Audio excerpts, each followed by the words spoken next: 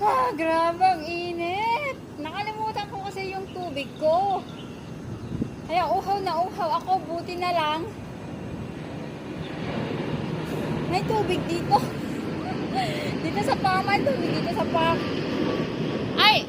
Hindi ko to naiinom ha. Hindi siya naiinom.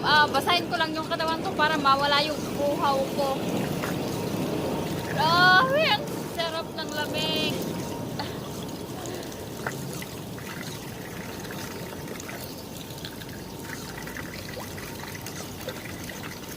Hindi po to naiinom. Ginagamit po ng mga bata to pag naglalaro sila dito sa park. Dito sila naghuhugas ng mga kamay, paa.